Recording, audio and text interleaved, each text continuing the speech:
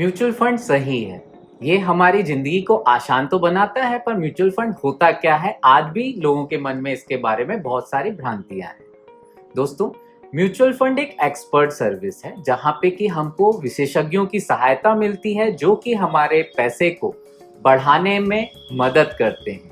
Mutual fund को broadly माना जाए तो ऐसे सुपर एक्सपर्ट विशेषज्ञ हैं जो हमारे पैसे को अलग अलग जगहों पे निवेश करते हैं और हमारी आवश्यकताओं के अकॉर्डिंग हमको रिटर्न्स प्रदान करते हैं। ब्रॉडली म्यूचुअल फंड दो एसेट क्लास में पैसे को निवेश करते हैं। पहला, डेट जहां पे कि पैसा हमारा money market instrument, government security, private securities में पैसा जाता है। जितना ही ज्यादा पैसा हमारा डेट फंडों में रहेगा उतना ज्यादा सेफ, सिक्योर और गारंटेड रहता है।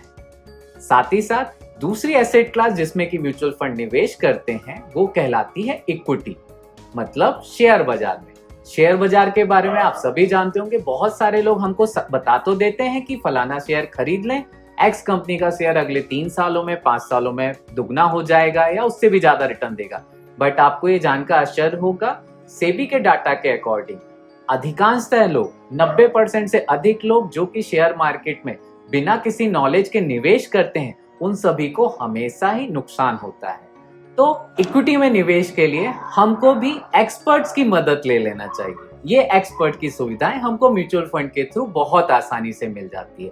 म्यूचुअल फंड में बहुत सारे एक्सपर्ट्स होते हैं जो कि कंटिन्यूअस रिसर्च करते रहते हैं विभिन्न कंपनियों के बारे में, विभिन्न एसेट क्लास के बारे में, विभिन्न सेक्टरों के बारे में। साथ ही साथ इनके पास बहुत ही वास्ट इंफॉर्मेशन सिस्टम होता है। शेयर बाजार इंफॉर्मेशन के ऊपर ही रन होता है। तो हमारे लिए बहुत ही सुविधाजनक रूप से म्यूचुअल फंड में इक्विटी और डेट फंडों में निवेश करके पैसा बढ़ाना म्यूचुअल फंड आसान बनाता है। अब आइए जानते हैं कि म्यूचुअल फंड में हम निवेश कैसे कर सकते हैं। दोस्तों, म्यूचुअल फंड में निवेश करने के 2 तरीके होते हैं। पहला तरीका है जिस तरह से हम बैंक में एफडी बनाते हैं, फिक्स डिपॉजिट करते हैं, पोस्ट ऑफिस में फिक्स डिपॉजिट करते हैं, उसी तरह म्यूचुअल फंड में भी हम लमसम एक मुश्त पैसा निवेश कर सकते हैं, जहां पे हमको दोबारा पैसा डालना नहीं डालना ये हमारी मर्जी पे होता है। हमको जब कभी भी भविष्य में हमारे पास एक्स्ट्रा पैसा आएगा तो हम इच्छा के अनुसार उसको पैसा निवेशित कर सकते हैं। दूसरा तरीका है जिस तरह से हम बैंक में, पोस्ट ऑफिस में मासिक जमा योजनाओं का फायदा उठाते हैं, मंथली डिपॉजिट स्कीम्स का फायदा लेते हैं, उसी तरह म्यूचुअल फंड में हम एसआईपी के थ्रू भी पैसा जमा कर सकते हैं। एसआईपी के बहुत अच्छे बेनिफिट होते हैं जो कि हमको लॉन्ग रन में बहुत ही बढ़िया प्रॉफिट और गेन के साथ में हमारे पैसे को बढ़ाते हैं। अब आइए जानते हैं कि म्यूचुअल फंड में हम किस तरह से अपनी स्कीम को चुन सकते हैं। म्यूचुअल फंड में स्कीम चुनने के लिए ब्रॉडली 2 तरीके होते हैं। पहला, हमारा रिस्क एपेटाइट, साथ ही साथ हमारा वित्तीय लक्ष्य। अगर हमारा वित्तीय लक्ष्य लंबे समय में है तो हमको इक्विटी एसेट क्लास में डालना चाहिए। अगर हमारा वित्तीय लक्ष्य नजदीक है, विद इन 2-3 ईयर्स ही है, तो हमको हमेशा डेट एसेट क्लास में अपने पैसे को निवेशित करना चाहिए। साथ ही साथ अगर हमको बाजार के जोखिम, उतार चढ़ाव से बहुत ही ज्यादा डर लगता है तो हम इन दोनों के समावेश से बनने वाले हाइब्रिड फंडों में भी निवेश कर सकते हैं।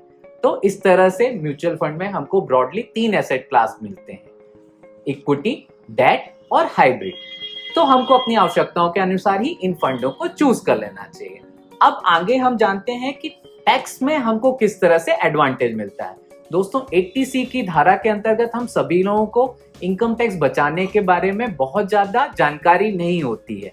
मोस्टली लोग इसके लिए बैंक में टैक्स सेविंग एफडी करते हैं या एलआईसी की योजनाओं में पैसे को निवेशित करते हैं। म्यूचुअल फंड में भी एक ईएलएसएस कैटेगरी होती है जहां पे भी हम पैसे निवेश करके अपना इनकम टैक्स में बचत कर सकते हैं, पर इसमें जमा किया हो पैसा अगले 36 महीनों के लिए लॉक हो जाता है।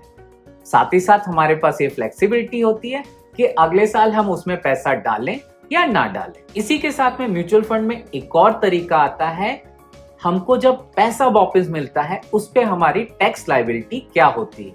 तो जैसा हमने जाना कि म्यूचुअल फंड में 2 तरह के एसेट क्लास होते हैं, एक डेट और एक इक्विटी।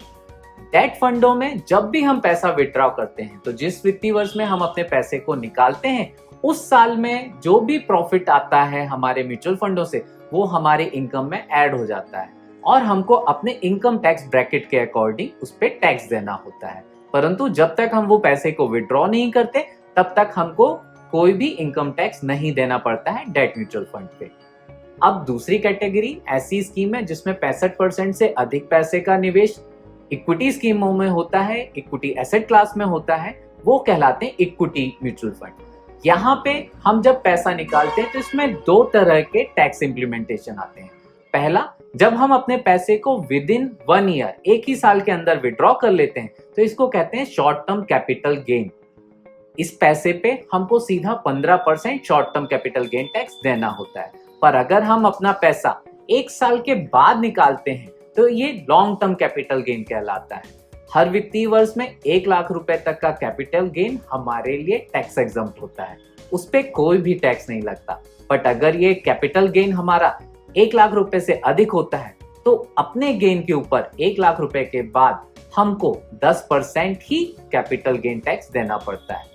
मतलब हमको इनकम तो अच्छी हुई 1 लाख रुपए का गेन भी फ्री हुआ, साथ ही साथ इस पे हमारा टैक्स इम्प्लीमेंटेशन भी सबसे कम केवल 10% ही लगता है। तो हम लोगों को भी कैपिटल बढ़ाने के लिए म्यूचुअल फंड को, स्कीमों को अच्छे से समझना चाहिए, जो कि हमको in compare to traditional product ज्यादा रिटर्न भी देते हैं, साथ ही साथ टैक्स एफिशिएंट भी होते हैं। चलिए अब हम जानकारी लेते हैं कि म्यूचुअल फंडों को हम किस तरह से सिलेक्ट करें। म्यूचुअल फंड को सिलेक्ट करने के सबसे ज्यादा जो आसान तरीका है, हमको अपनी आवश्यकताओं को देखते हुए पास्ट परफॉर्मेंस हमेशा देखना चाहिए। जिस भी कैटेगरी में हम लोग निवेश करना चाहते हैं उस कैटेगरी के म्यूचुअल फंड में हम ट्रैक रिकॉर्ड आसानी से देख सकते हैं।